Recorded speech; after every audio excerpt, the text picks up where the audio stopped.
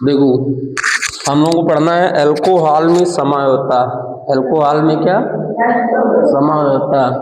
अब इसमें देखिए क्या है, समायोता पता है ना। देखिए समायोता क्या होता है, पहली बात तो हमको जानना है समावयवता क्या होता है। इसका देखिए बेसिक आपको बताता हूँ थोड़ा सा कि समायोता किसे कहते हैं। तो ऐसे यौगिक जिनके अणुसूत्र क्या हो, समान हो, अणुसूत्र समान हो परंतु संरचना या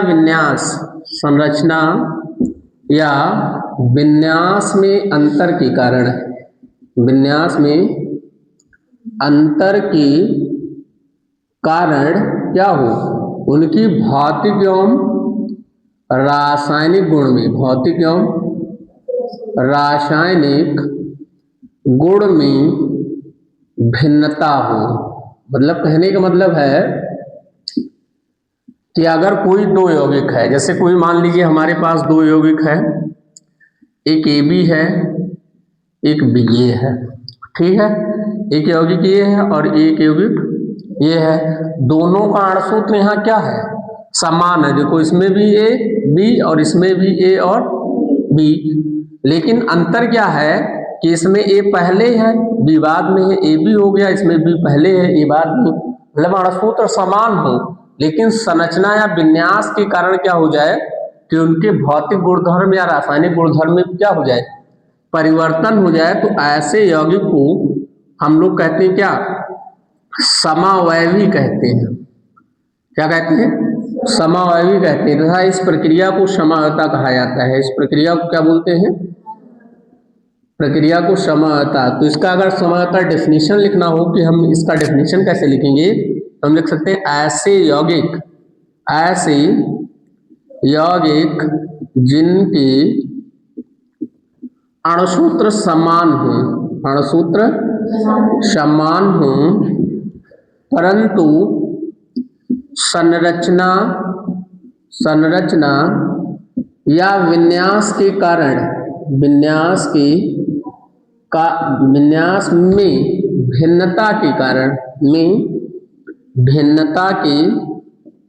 कारण भौतिक एवं रासायनिक गुणों में, भौतिक एवं रासायनिक गुणों में परिवर्तन आ जाता है, परिवर्तन आ जाता है। ऐसे यौगिक को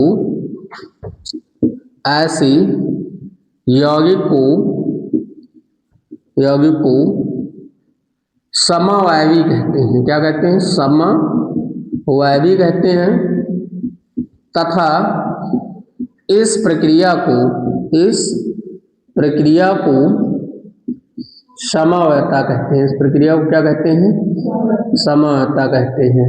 अब देखिए इसमें है क्या, ये दो प्रकार से होता है।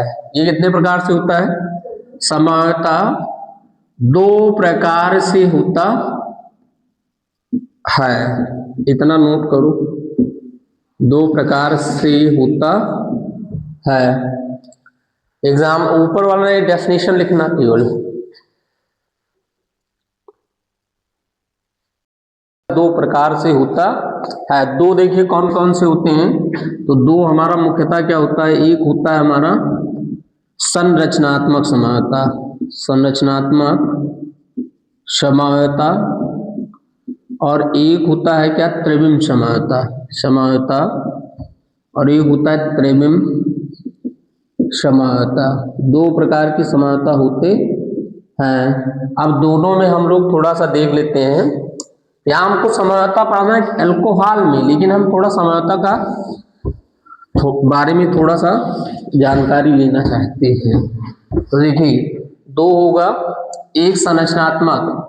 तो संरचनात्मक समावयवता में क्या होता है, देखिए संरचनात्मक समावयवता में मतलब अणुसूत्र यहाँ समान होगा, अणुसूत्र क्या होगा, समान होगा, अणुसूत्र समान होगा, लेकिन संरचना में क्या हो जाएगी, संरचना में भिन्नता हो जाएगी। संरचना में क्या हो जाएगी, भिन्नता, जिसके कारण भौतिक और रासायनिक गुण में, भौतिक और रासायनिक गुण में अंतर आ जाता है, गुण में अंतर आ जाएगा।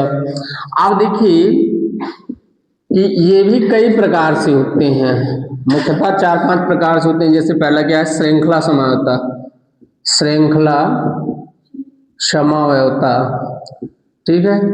श्रृंखला समवायता क्या है कि दो यौगिक हैं, उनके अणुसूत्र समान है लेकिन उनमें श्रृंखला हो जाए। जैसे मान लीजिए हमारे पास क्या है, CH3 CH2 CH2 CH2 और बस इतना CH3, ये ब्यूटेन हो गया। ये कैसा ब्यूटेन है, एन ब्यूटेन। क्या है, एन ब्यूटेन। अब इसमें क्या है कि इसमें कोई क्या है, न ब्रांच है न कुछ है, सीधी एक सीधी श्रृंखला है। अब इसमें करें क्या कि एक CH2 को उठा के बगल वाले पे जोड़ लें, तो यहाँ देखिए हो जाएगा CH3, और जब ये CH2 इस पर आएगा तो इसका एक हाइड्रोजन निकल करके CH2 में चला जाएगा, तो हो जाएगा CH3। देखो यहाँ बच्चा CH और ये हो गया CH2 और ये CH3 और ये CH3। अब देखिए इसका भी अणुसूत्र अगर देखा जाए तो C4H10 है और इसका भी अणुसूत्र C4H10 है। एक कार्बन 2 3 4, 3 3 6 3 9 1 10, तो दोनों का अणुसूत्र समान है। लेकिन यहाँ हुआ क्या है कि यहाँ एक शाखा हो जाने के कारण इसके नाम में परिवर्तन आ जाएगा। इसका नाम हो जाएगा 1 2 3। इसका मतलब 2 नंबर पर मेथिल लगा है तो 2 मेथिल और प्रोपेन, ये क्या हो गया 2 मेथिल प्रोपेन। और यहाँ एन ब्यूटेन है, दोनों का अणुसूत्र समान है लेकिन क्या हुआ, संरचना में भिन्नता हुआ, इसलिए संरचनात्मक समझौता। और श्रृंखला हुआ है ना, श्रृंखला के कारण गुण में भिन्नता आ रहा है, इसलिए इसे इन दोनों यौगिक को एक दूसरे का कैसा संबंध बताया जाएगा कि ये एक श्रृंखला समवायवी है। क्या है, श्रृंखला समवायवी है। उसके बाद देखिए क्या होता है कि दूसरा हम लोगों को पढ़ना होता है क्या, अस्थान समवायवी। क्या, अस्थान समवायवी। तो अस्थान में देखिए क्या होता है, अस्थान समवायवी मतलब कि अणुसूत्र समान हो लेकिन किसी समूह की क्या बदल जाए, स्थान बदल जाए। जैसे दिया है CH3 CH2 CH2 Cl, ये दिया है। यहाँ देखिए अगर इसका आप करेंगे तो 1 2 3 यानी 1 क्लोरो प्रोपेन। अब इसी Cl को, इस Cl को हम 2 नंबर पे ले आए तो यहाँ हो जाएगा हमारा CH3 CHCl और CH3, तो ये 1 2 3 यानी हो जाएगा 2 क्लोरो प्रोपेन। अब यहाँ देखिए क्लोरो का क्या बदल गया, स्थान बदल गया। तो ऐसे यौगिक जिनमें क्या हो, अणुसूत्र समान हो परंतु स्थान बदलने के कारण उनकी भौतिक एवं रासायनिक गुण में परिवर्तन होता है, तो उसको स्थान समवायवी कहते हैं तथा इस प्रक्रिया को क्या बोला जाता है, स्थान समवायता। तीसरा देखिए क्या है, क्रियात्मक समूह समवायता। क्रियात्मक समूह समवायता, फंक्शनल ग्रुप आइसोमेरिज्म। तो यहाँ इसमें देखिए क्या होता है, जैसे हमारे पास मान लीजिए कि एक कंपाउंड एल्कोहल है CH2OH, ठीक। अब इस एल्कोहल को क्या किया जाए कि किसी दूसरे ग्रुप में परिवर्तित कर दिया जाए। तो अगर इसका CH2 हम H की तरफ भेज दें तो ये हो जाएगा देखिए क्या CH3O और ये भी हो जाएगा क्या CH3। इसमें देखिए इसमें भी C2H6 और इसमें भी C2H6 और O, दोनों का अणुसूत्र क्या है, समान है। लेकिन यहाँ OH होने के कारण ये ईथर है और यहाँ ऑक्सीजन से दोनों तरफ कार्बन जुड़े होने के कारण ये क्या है, वो OH होने के कारण ये अल्कोहल है और ऑक्सीजन से दोनों तरफ कार्बन होने के कारण ये क्या है, ईथर है। तो इसका मतलब कि यहाँ किसका अंतर है, इसका है क्रियात्मक समूह का अंतर है। तो इसका मतलब ये एक दूसरे के कैसे हो जाएंगे, क्रियात्मक समूह समवायवी हो जाएंगे। उसके बाद देखिए चौथा है हमारा क्या, चलावयता। क्रियात्मक समूह हो गया, क्रियात्मक समूह समवायता हो गया। अब उसके बाद हमारा क्या है, चलावयता है। चलावयता का मतलब या इसी को हम लोग बोलते हैं कीटो इनॉल टाटोमेरिज्म। कीटो इनॉल टाटोमेरिज्म, इसमें देखिए क्या होता है, इसमें ये है कि यहाँ कीटोन इनॉल में चेंज हो जाएगा। जैसे देखिए CH3 CO और CH3, ये हमारा क्या है, कीटोन है। ये क्या है, कीटोन है। अब यहाँ पर हो क्या कि इसका एक हाइड्रोजन यहाँ से ब्रेक हो, ये हो जाएगा हमारा क्या माइनस, जैसे CH2 माइनस हुआ H क्या हो गया प्लस, तो जैसे ये माइनस होगा ये आगे की ओर पुश करेगा, वैसे बॉन्ड क्या हो जाएगा टूट जाएगा, तो टूटेगा तो इलेक्ट्रॉन कहाँ चले जाएंगे ऑक्सीजन पर, तो O हो जाएगा माइनस और C हो जाएगा प्लस। अब ये O माइनस इस H प्लस को क्या कर लेगा ग्रहण कर लेगा, यहाँ देखिए रिजल्ट आ जाएगा हमारा CH3C और ये हो गया क्या OH और इसका माइनस और इसका प्लस एक बॉन्ड बन गया, तो डबल बॉन्ड। अब देखिए ये कीटोन है, ये क्या है कीटोन है, और ये देखिए क्या है इन, डबल बॉन्ड होने के कारण क्या है इन, और OH होने के कारण क्या है ऑल। तो यहां भी देखिए दोनों का अणुसूत्र समान है, लेकिन क्या है कि कीटोन किसमें बदल रहा है इनॉल में, तो इसे कीटोइनॉल टाटोमेरिज्म या चलावयता कहते हैं। उसके बाद एक इसमें होता है मध्यावयवता, एक क्या होता है मध्यावयता। मध्यावयता का मतलब होता है मध्य के पदों में परिवर्तन हो जाने के कारण जो समावयता होती है उसे क्या बोला जाता है। जैसे हमारे पास दिया है CH3 CH2 O CH2 और CH3, ये क्या है डाई एथिल ईथर है, पता है ना ईथर का नॉमेनक्लेचर कैसे करते हैं, ये दो तरीके से करते हैं ROR, तो ये पता है कि एक साधारण नाम पद्धति होती है और एक क्या होता है साधारण नाम पद्धति, और एक हमारा होता है IUPAC पद्धति। तो साधारण नाम पद्धति में R को एल्किल और पीछे जोड़ते हैं क्या ईथर, तो ये हो जाता है एल्किल ईथर। और IUPAC नाम में क्या करते हैं एक R को लिखा जाता है एल्कोक्सी और एक R को लिखते हैं एल्केन, एक को लिखा जाता है एल्कोक्सी और एक को लिखते हैं एल्केन। अब सवाल है किसको एल्कोक्सी लिखेंगे, तो जिसमें कार्बन की संख्या कम होगी, जिसमें क्या होगा कार्बन की संख्या कम होगी उसको लिखेंगे हम लोग एल्कोक्सी, और जिसमें कार्बन की संख्या ज्यादा होगी, जिसमें कार्बन की संख्या ज्यादा होगी उसे क्या लिखा जाएगा उसे एल्केन लिखेंगे, उसे क्या लिखेंगे एल्केन। अब यहां देखिए क्या है, देखो ये सामान्य नाम लिखा है, देखो एक एथिल टोटल कितने एथिल दो एथिल, तो डाई एथिल और लास्ट में लगा दिए क्या ईथर। अब देखिए अगर क्या हो जाए कि हम इस CH2 को इस साइड भेज दें या इस CH2 को इस साइड भेज दें, तो एक तरफ केवल CH3 बचेगा और दूसरे तरफ कितने कार्बन हो जाएंगे 3 हो जाएगा। तो अब इसका नाम क्या होगा, देखिए इसका नाम हो जाएगा हमारा कि यहां पर मेथिल, एक क्या है मेथिल, एक क्या है प्रोपिल और लास्ट में जोड़ देंगे क्या ईथर। तो यहाँ देखिए ये मध्य का पद हुआ, ये मध्य का पद हुआ, तो मध्य के पद में परिवर्तन के कारण जो समावयता होती है उसे क्या बोला जाता है मध्यावयवता। अब देखिए उसके बाद हमारे पास है ये हुआ संरचनात्मक, उसके बाद हम लोगों को देखना होता है त्रिविम समावयता। कौन सा त्रिविम समावयता स्टीरियो आइसोमेरिज्म।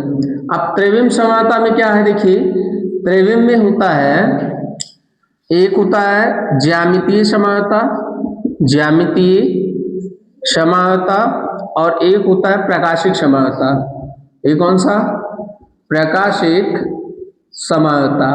अब ज्यामितीय में जैसे क्या होता है सिस और ट्रांस दो बनते हैं, जैसे मान लीजिए हमारे पास क्या एक कंपाउंड है, एक कंपाउंड है, तो हमें बताया कार्बन की वैलेंसी कितनी होती है 4। अब इस पर एक परमाणु A और एक B जुड़ा है, इस पर भी एक A और एक B जुड़ा है। अगर सेम ग्रुप सेम साइड है तो उसको हम बोलेंगे क्या सिस आइसोमर बोला जाएगा। देखिए इधर भी A इधर भी A, और अगर सेम ग्रुप अपोजिट साइड में है, सेम ग्रुप क्या है अपोजिट साइड में है, तो उसको बोला जाता है ट्रांस। उसको क्या बोलते हैं ट्रांस बोलते हैं। प्रकाशिक समावयता दो टाइप से होता है, एक D और एक L, और वही यौगिक प्रकाशिक समावयता प्रदर्शित करते हैं जिनके पास किरेल कार्बन होता है। कौन सा कार्बन किरेल कार्बन होता है। अब सवाल है कि किरेल कार्बन किसे कहते हैं, तो जब कार्बन परमाणु से जुड़े हुए चारों परमाणु भिन्न भिन्न होते हैं तो ऐसे परमाणु को क्या बोलते हैं किरेल कहते हैं। अब देखिए ये समावयता का हम लोग बेसिक बातें पढ़ रहे थे, हमें यहाँ सिलेबस में नहीं पढ़ना है, हमें सिलेबस में पढ़ना है कि एल्कोहल में कौन कौन सी समावयता पाई जाती है। तो हम अपनी हेडिंग बनाएंगे क्या एल्कोहल में समय होता है। ठीक है, लिखना नहीं है ये तो ऐसे समझा रहे थे कि थोड़ा समय होता, जान लीजिए। एल्कोहल में समयता, एल्कोहल में समयता। देखिए एल्कोहल में पहली समयता होती है श्रृंखला समयता, श्रृंखला समयता, समयता। लिखेंगे ऐसे यौगिक जिनकी जिनकी अणुसूत्र समान होते हैं, अणुसूत्र समान होते हैं, अणुसूत्र समान होते हैं, परंतु श्रृंखला हो जाने के कारण, श्रृंखला हो जाने के कारण, जाने की कारण भौतिक एवं रासायनिक गुणों में भिन्नता आ जाती है, भिन्नता आ जाती है। ऐसे यौगिक को श्रृंखला समवायवी कहते हैं, श्रृंखला समवायवी कहते हैं। तथा इस प्रक्रिया को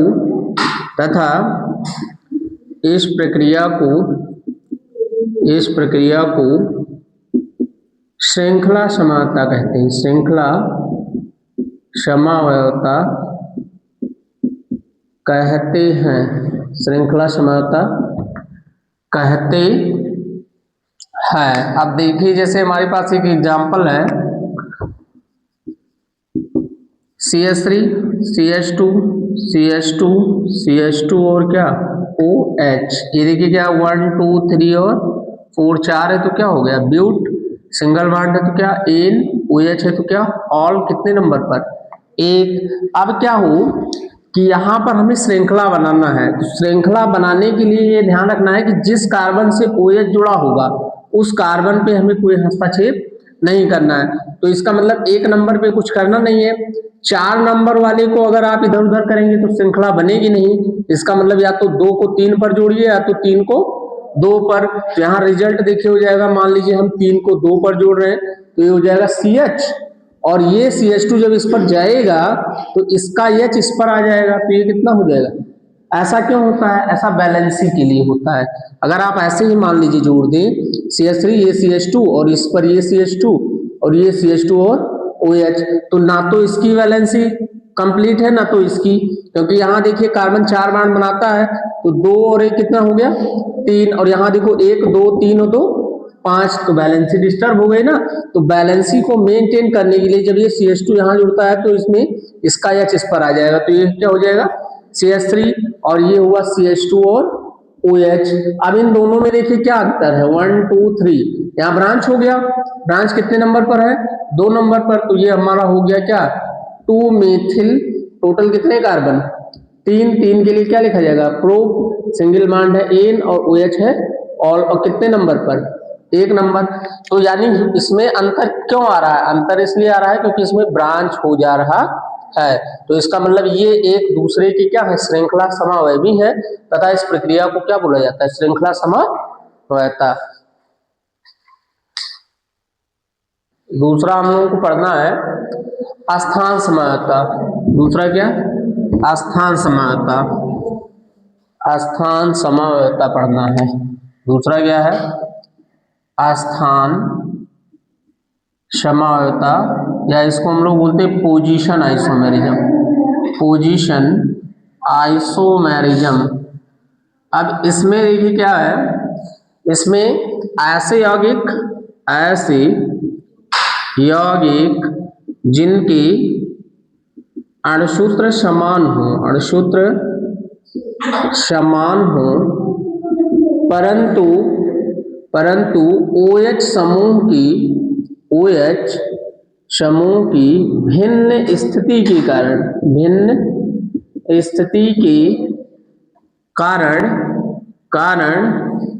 उसके भौतिक एवं रासायनिक गुणों में, भौतिक एवं रासायनिक गुणों में भिन्नता आ जाती है, भिन्नता आ जाती है, ऐसे यौगिक को, ऐसे यौगिक को, ऐसे यौगिक को स्थान समावयवी कहते हैं, स्थान समावयवी कहते हैं तथा इस प्रक्रिया को, इस प्रक्रिया को, स्थान, इस प्रक्रिया को, इस प्रक्रिया को स्थान समावयवता कहते हैं, स्थान समावयवता कहते हैं। जैसे मान लीजिए हमारे पास क्या है कि दिया है CH3 CH2 CH2 OH 1 2 3, यानी ये हो गया प्रो सिंगल बॉन्ड इन, और OH है तो क्या ऑल प्रोपेनॉल कितने नंबर पर, एक। अब इसी OH को अगर आप ला करके किस पर जोड़ दें, 2 पर, तो जाएगा CH3 CH OH और ये CH3, तो यहाँ देखिए 1 2 3, यानी हो गया यहाँ प्रो इन और OH है तो ऑल कितने नंबर पर, तो यहाँ देखिए OH का क्या बदल गया, पोजीशन बदल गया, स्थान बदल गया, इसके कारण इसके भौतिक गुणधर्म में परिवर्तन आ जाएगा। तो ये और ये दोनों एक दूसरे के कैसे संबंधित हैं, एक दूसरे का स्थान बदला है केवल OH का, इसलिए यह एक दूसरे के स्थान समावयवी कहलाएंगे। है अगला हम लोग पढ़ सकते हैं तीसरा, क्रियात्मक समूह समावयवता।